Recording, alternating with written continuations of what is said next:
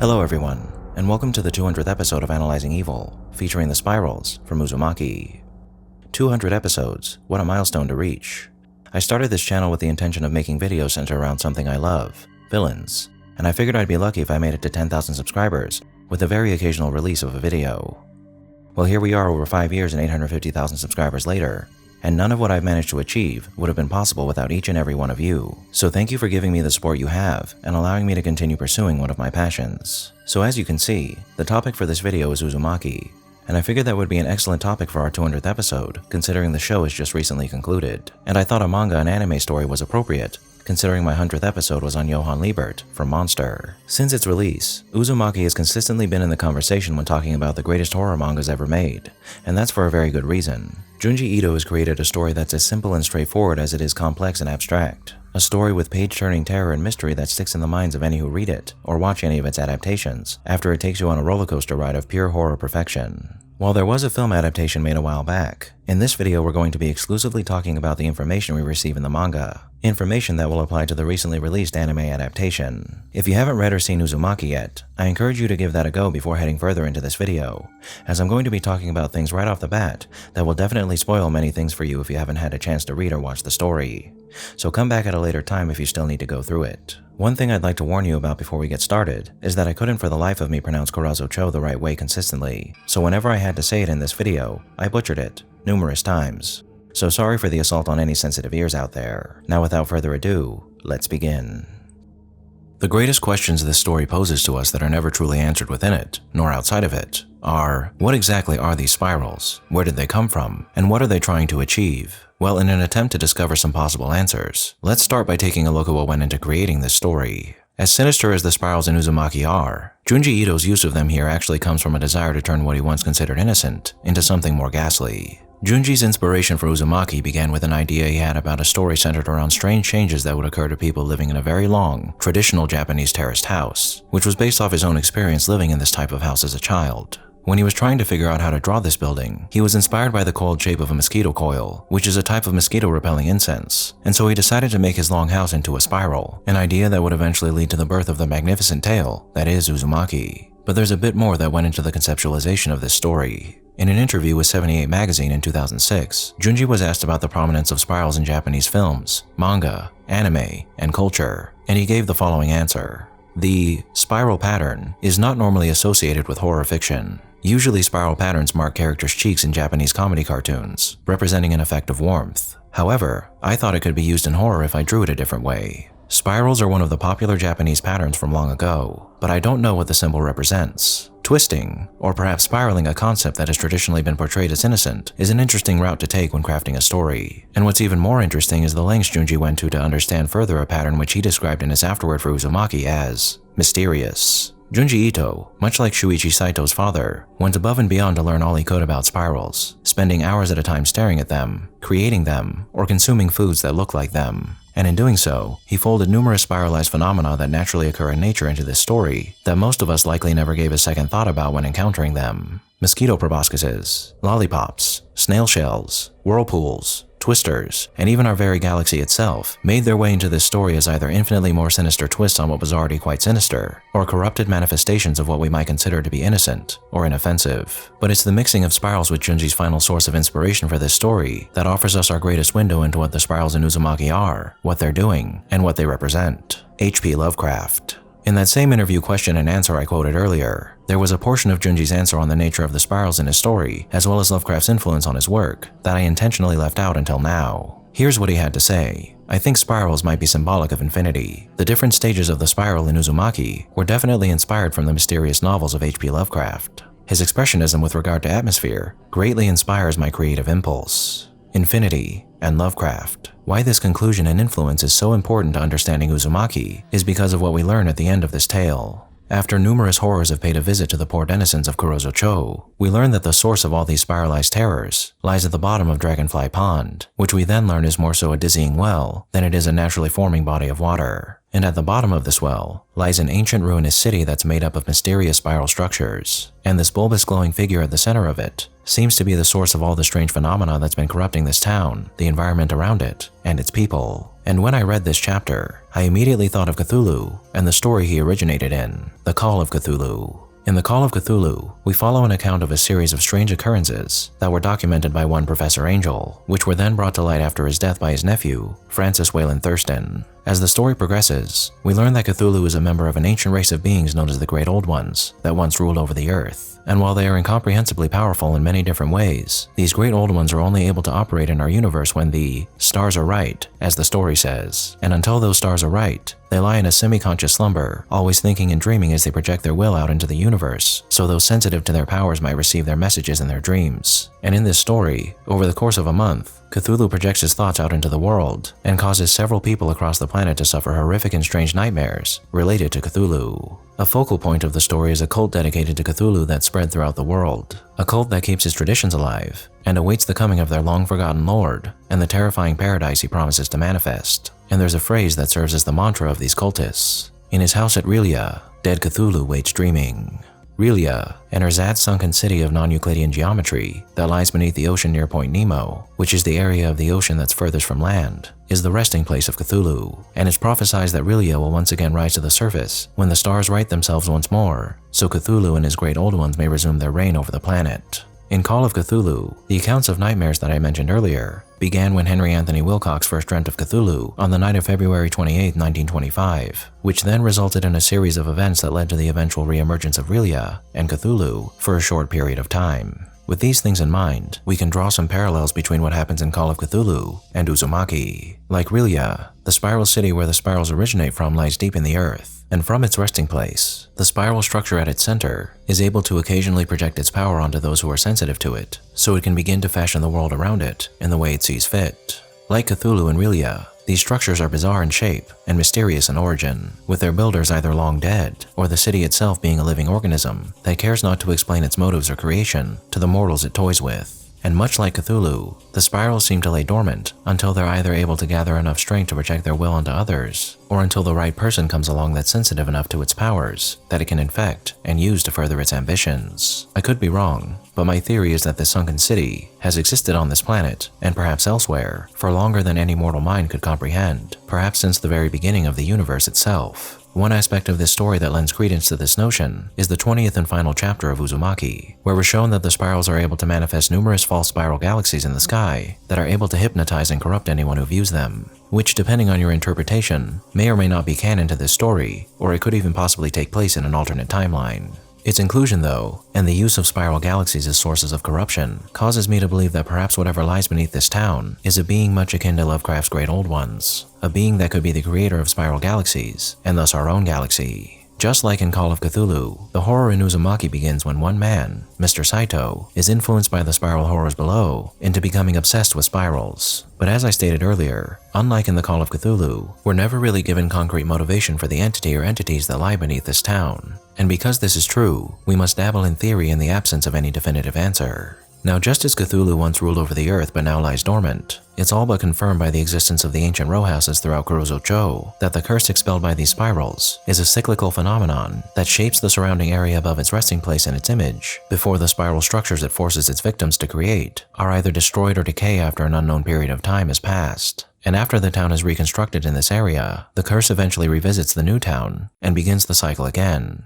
The prelude to these spirals' resurgence seems to come in the form of a general dull malaise that starts to affect the populace, as Shuichi mentions after getting off the train when he's coming home from school a town over that he feels dizzy, and the air raid sign that still sounds in the town at 5 p.m. every day seems to affect people more than it usually should, as both Shuichi and Kirie comment that the sound is nearly unbearable. The environment as well begins to take on a spiralized appearance, with twisters becoming more frequent, and plants, clouds, and water taking on a spiralized appearance. But one thing that's very apparent by the way the story progresses is that the spirals require a certain amount of fuel, if you will, to manifest their powers, as once it's completely corrupted everything in the surrounding area, it's forced to lie dormant until it's able to latch onto new life, so it can replenish its power by absorbing an influx of energy from spiralized creatures or objects that it either corrupts or just outright absorbs. As each time someone perishes after being spiralized, or a spiral phenomenon appears in Kurotokage, Their essence is absorbed by the spiral structures beneath Dragonfly Pond, which then allows the spirals to influence these people, their town, and their environment in increasingly more drastic ways as it replenishes itself. A parasitic entity that, much like other parasitic creatures, latches onto its chosen host and slowly drains them or replaces them entirely with itself. And with that in mind, the way I see it, the events of this story occur in 3 distinct stages that we'll call the obsession stage, the corruption stage, and the assimilation stage. In the first stage, we find that the spiral preys upon and manifests itself in individuals who are both susceptible to its power and easily coaxed into becoming obsessed with something. In the beginning, it instills an obsession with spirals in its first victim, who in this case was Mr. Saito, eventually driving them to end their own lives by transforming their entire bodies into a spiral. Their essence then makes its way beneath Dragonfly Pond to the waiting monstrosity below, which empowers it and allows it to infect more and more people, which we can see when the smoke from Mr. Saito's cremation forms a spiral above the town with his face at the end of it. The next victim after Mr. Saito ends up being his wife Yuki, who after experiencing the horrors her husband brought upon her home, begins to experience delusions and hallucinations, wherein her husband urges her to become one with the spiral as he did, whenever she sees a spiral, which causes her to develop a severe phobia of spirals. This phobia then creates an obsession with eliminating or distancing herself from spirals whenever Yuki sees them, including from her own body, which eventually results in her stabbing her eardrums to get rid of her cochlea, which causes her to lose her sense of balance and place her in a never-ending loop of dizzying hallucinogenic spirals until she eventually dies and becomes one with the spiral. Next up is Azami Kurotani, the girl with the crescent-shaped scar who was used to receiving attention from any boy she came across. But when she encounters Shuichi and he flees from her fearing the spiral forming out of her scar, she becomes obsessed with him and drives herself mad until she is consumed by a spiral, along with a boy named Okada. After this point, the spiral seems to have gained enough power to be able to subtly infect everyone in Kurotokage,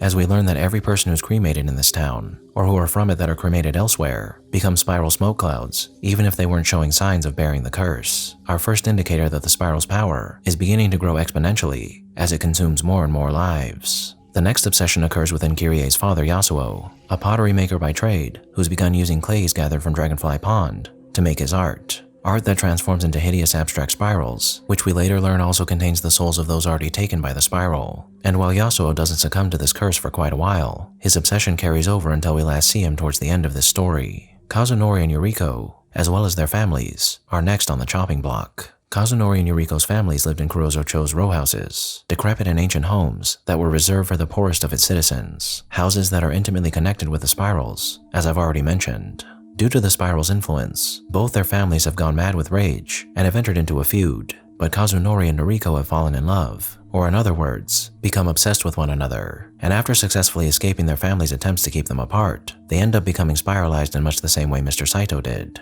intertwining themselves for all eternity, like two snakes perpetually making love. The corruption of these two families was the beginning of the second stage of the spiral curse, and this corruption next made its way to Kirie Koshima, our protagonist, transforming her hair into a mess of spirals that caused other people to become attracted to their bizarre majesty. One of Kirie's classmates was obsessed with receiving attention, and so she endeavored to make her hair into spirals much like Kirie's, and after doing so, her hair ended up draining so much of her life force that she ended up dying, with her hair afterwards staying attached to a nearby pole for several hours as a sort of macabre sculpture. Last of the obsessed was Mitsuru Yamaguchi, a boy who loved surprising people and who was obsessed with Kirie, and after she continually rejected his advances, he jumped in front of a car, declaring that the love he had for her was so strong that it would stop it and prevent it from hitting him, which it of course didn't. As he was struck, a spring from the car lodged in his body, and after Shuichi and Kirie dig him out of his grave to confirm his demise, the zombified Mitsuru chases them throughout the graveyard before his limbs rot away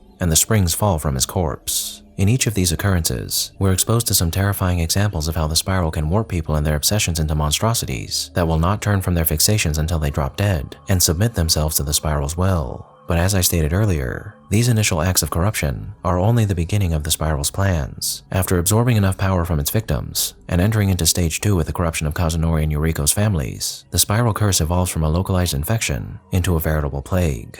The corruption begins with a slow transformation of a boy named Katayama into a snail-human hybrid, with a boy who bullied him, Sumura, following suit after tormenting the transformed Katayama, becoming his mate and laying many eggs with him before they were destroyed by their teacher, Mr. Yokota, who also ended up becoming a snail, seemingly as a result of his destruction of the eggs. Over time, many people would suddenly develop the mark of the snail on their backs, including Kirie's younger brother, showing us that the spirals below have gained enough strength to begin influencing anyone it wishes in more apparent ways. But the next aspect of corruption birthed by the spirals would happen not to a person this time, but a construct, the town's lighthouse. Becoming a dark tower of spiralized flesh with a lens that incinerates anyone in its path, this black lighthouse, as it's called, becomes an ever-present reminder of the dark power coursing through this town, serving as an ominous herald for one of the most bizarre and bone-chilling events that occurs in this story: a plague of mosquitoes that specifically targeted pregnant mothers with their spiral proboscises, transforming them into blood-sucking human mosquitoes who proceed to murder several people to nourish their babies. After this happens, the next day, all these women give birth, and these children are inexplicably capable of speaking already, expressing a desire to return to the comfort of their mothers' wombs. The shed placentas of these mothers grow into what looks like mushrooms, which the hospital staff begin to feed on and feed to the patients. And after the doctor who delivered these children becomes enveloped in the curse, he begins carving the mothers up so he can insert their babies back into their wombs. Compared to the obsession stage, the initial events of the corruption stage are relatively short, but the effects of the curse are beginning to become more and more frightening as it latches onto dozens of people, not just a select few. But just because the obsession and corruption stages came before the final stage, the assimilation stage, that doesn't mean that they ended. In fact, the aspects of all three stages are now working in concert in order to push this new cycle towards completion. And if everything before now was horrifying, that's nothing compared to what happens when 6 different hurricanes make their way to Kurotokage. As we've already observed, the spirals have been manifesting in this town to empower the ruins that lie below Dragonfly Pond. And while these incremental offerings of human life have slowly replenished its power, 6 spiral storms of pure energy being absorbed by these ruins made it so its influence over this town and the surrounding areas was near absolute. Dragonfly Pond becomes a swirling maelstrom that consumes anyone who dares to put even a toe in its waters. Twisters manifest at the slightest sound that devastates the town further than it already had been as a result of the storms. Every path to and from Kurotokage has become a maze of twisting spirals that has made the area into a veritable prison, with anyone who comes to provide aid to the townspeople either perishing to some sort of spiral phenomena or becoming unable to escape once they enter, which is not limited to people alone, as helicopters and even a fleet of warships are consumed when they attempt to enter this area. With any level of noise granting people the power to manifest twisters, some of the children of the town begin using their powers to cause further mayhem, and with supplies slowly dwindling, the people eventually become desperate, and some of them begin forming gangs that control these twisters and worsen an already worsening situation. Scarcity, violence, and bizarre events slowly erode the townspeople's sanity, which is only further exacerbated once they resort to eating snail people to sustain themselves, which sparks an obsession with this apparently delectable meat within anyone who consumes it, eventually corrupting them into spiralized monstrosities. It's during these events that we learn that the only buildings left standing after the hurricanes are the ancient row houses, which many of the townspeople resort to for shelter. But after some time, they all become intertwined in a spiralized mess due to the fact that these row houses were the only structures left standing after the previous cycle of the curse struck this area, thus acting as powerful conduits for the spiral's power. Something that we got a glimpse of before these hurricanes struck, when Shuichi and Kirie and her family took up residence in them and began suffering spiral growths on their bodies. Kirie, her brother Mitsuo,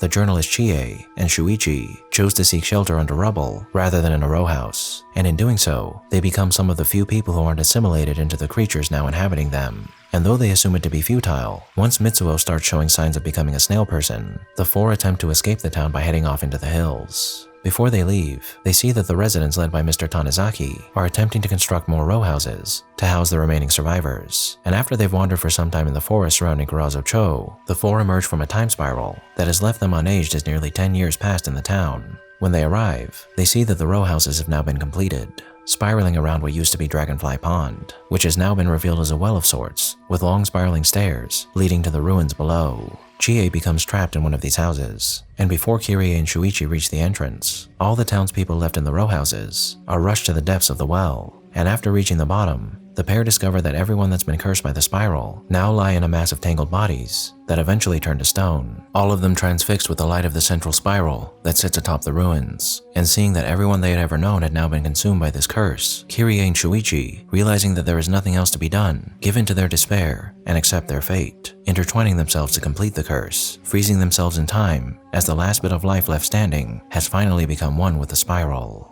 So after reviewing all of this information, what are the possibilities as far as the spiral's motivations are concerned? Well, as much as the characters in this story refer to what occurs here as a curse, and as much as I have referred to it as such, I'm not sure that a curse is the proper way to refer to what's going on here. As I said earlier, I'm under the impression that the spiral constructs between Kurotokage are either sentient entities or a single sentient entity, and there are a few possibilities that we can look to here. The first is that the original spiral was a mysterious eldritch entity with godlike power that either formed in this area at some unknown time in the past, or it's a creature from the cosmos who came to rest in the area that would come to be known as Kurotokage. If this is true, then maybe the spiral is in fact a sort of parasitic eldritch god that latches onto and uses the lives it consumes to continually build itself up into strange structures that only grant it further power. And when you consider that all the people that it absorbs eventually turn to stone and then become a part of it, it would make sense that the spiral started off as a small organism that slowly managed to ensnare enough people over time so it could forge itself into the construct we see at the end of this story. Another possibility is that these ruins were actually built by a long-forgotten group of people who were commanded to do so by the spiral, as Shuichi claims. And much like Cthulhu in his sunken city of Relia,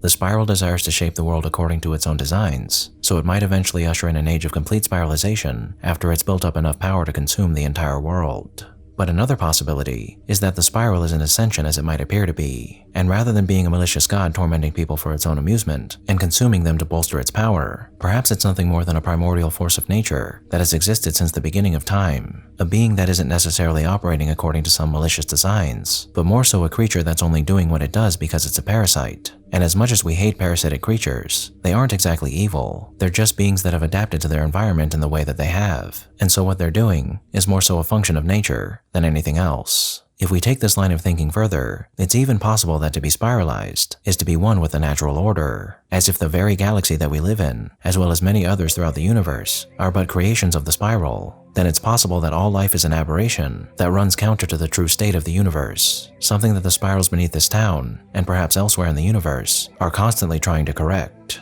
Whatever the case may be, the denizens of Kurotokage, though unable to pass on exactly what occurs when the spiral begins and ends a new cycle due to its all-encompassing influence, have been aware of what their town is for ages now, as when Kurotokage is translated into English, its name has several possible meanings, those being Dark Town, Closed Town, Black Spiral Town, or Maelstrom Town. And with the continual erasure of any evidence of what's really going on in this town, it would seem that this area, and perhaps the entire world itself, is doomed to suffer these cycles until everything becomes one with the spiral.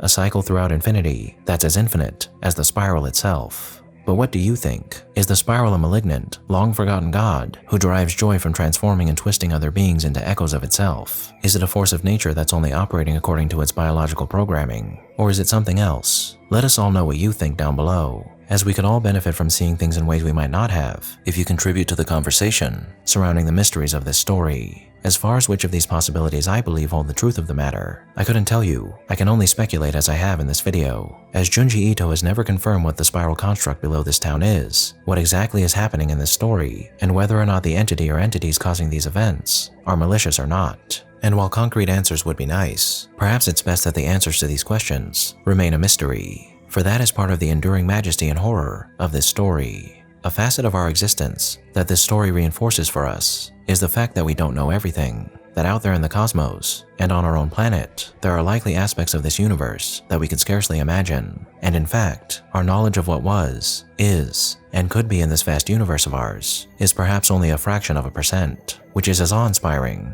as it is terrifying. And with that in mind, I believe the opening paragraph of the Call of Cthulhu will serve as an appropriate ending for this video. The most merciful thing in the world, I think, is the inability of the human mind to correlate all its contents. We live on a placid island of ignorance in the midst of black seas of infinity, and it was not meant that we should voyage far. The sciences, each straining in its own direction, have hitherto harmed us little, but someday, the piecing together of dissociated knowledge will open up such terrifying vistas of reality and of our own frightful position therein that we shall either go mad from the revelation or flee from the light into the peace and safety of a new dark age. Thank you all for tuning in to this episode of Analyzing Evil, and I hope you've enjoyed.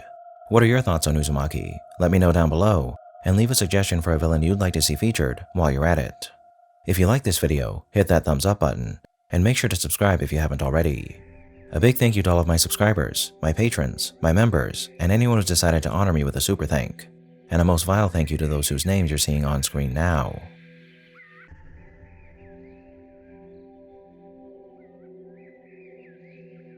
Join the channel's Discord server and subreddit to interact with myself and the community, and follow me on the social media platforms listed below to keep up with the channel. As always, thanks for watching, and I'll be seeing you soon.